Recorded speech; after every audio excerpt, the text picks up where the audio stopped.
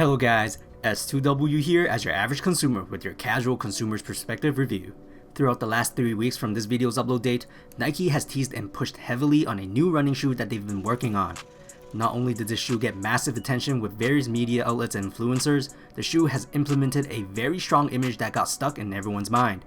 Boasting their new technology for running, it was an image of a shoe that they believe will offer comfort as soft as walking on soft sponges and a puffy pillow with the springiness of spiral shocks. It's a running shoe that could be said as a sequel to the Nike Lunar Epic Low 2. Today, I have the Nike Epic React Flyknit here for a review. I was able to get this pair over at the Nike store here in Toronto. These were also sold online over at Nike.ca overnight, but many of the sizes were gone in the morning of release.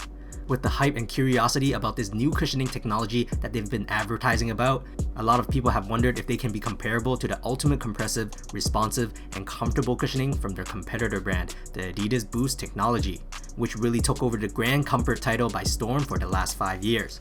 With one of the OG colorways here, let's jump right in and take a closer look at these sneakers.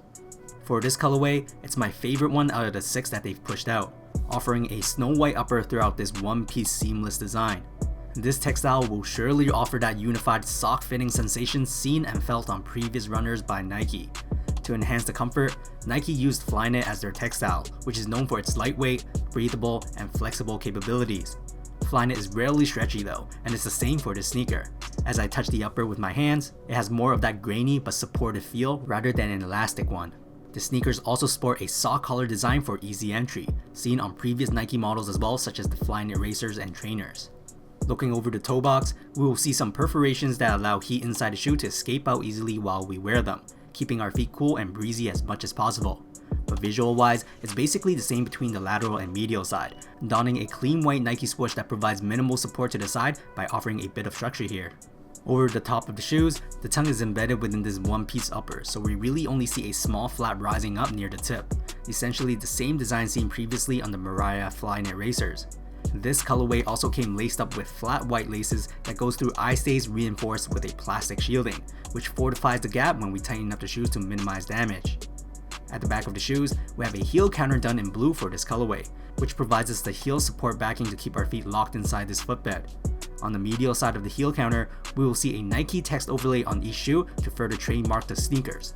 Also, there's a nylon heel pull at the back of this model too, labeled with its model branding Epic React. Located right under this heel counter and on top of the foam midsole, we will see an extra plate of heel support done in pink here for added heel stability. Now the fun part and main course meal finally begins, the midsole of these shoes. This cushioning is Nike's latest foam technology that is used to further enhance their capabilities to innovate and create something new.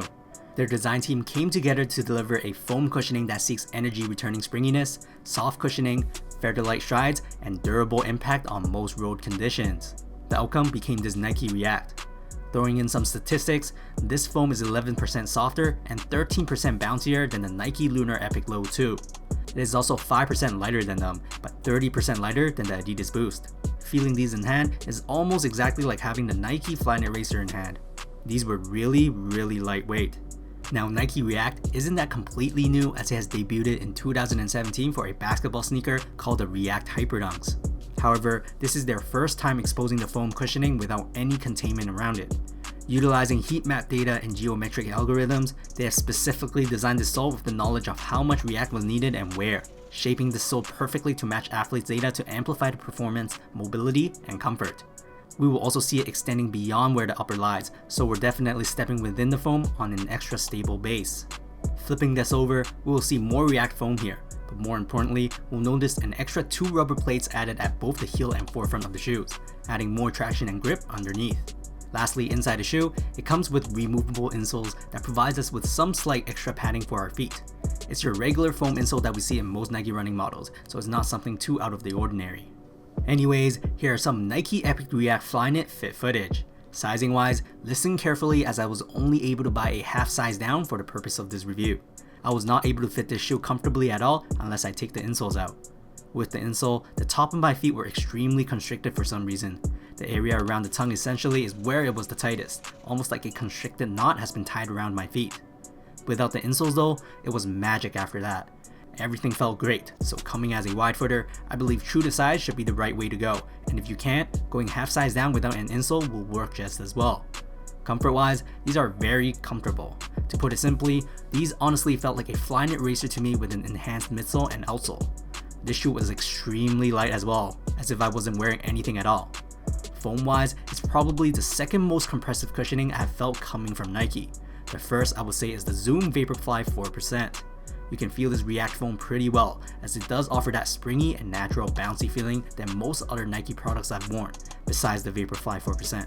It's not too overly compressive that makes you sink into the foam, as it keeps you afloat with enough support and stability without that rocking on a boat feeling. The way the outsole is shaped in a slight angle also imitates the propelling sensation from the Vaporfly 4% in my opinion. You can feel that natural pushing off the ground motion effortlessly with an extra responsive touch. All of these characteristics points to one other cushioning in the market right now which is known to excel in all of those areas, the Adidas Boost. It's inevitable that Nike React will be compared to Boost, so now comes the $1,000,000 question. Is this more comfortable than Boost? From my experience, Boost offers more of that sunken compressive feeling, whereas Nike React has more of that stress ball elastic pop. It really depends on what you like, as I do know a few people who think Boost is too unstable with its mushiness. The following is my own opinion, but the thing is, when Adidas Boost came out, most people who were wearing other sneakers who then tried on Boost had that wow reaction right after, especially on the Ultra Boost. The wow factor is so important because it's a type of cushioning no one has felt before. It was compressive, responsive, and cloud-like that it was just so shocking. Now if you tried on an Ultra Boost and then jumped the gun to these Nike React, that wow factor is just way less in terms of the cushioning, at least for me. I was more in love for its feather-like quality than the actual cushioning. It is, however, 40 Canadian dollars cheaper than the Ultra Boost, ringing a total of 200 Canadian dollars at retail before tax. There is no definite answer to which is more comfortable because comfort is subjective, but I will say this. If I was to only look at Nike's current products and search for the most comfortable shoe to wear, hands down, these new Nike React Flyknit is now my most favorite model that provides the best, soft yet bouncy cushioning, ultra lightweight design, and outstanding ventilation. Ultimately, I personally still prefer the Adidas Ultra Boost, as I just like a little bit more of that compressive feeling.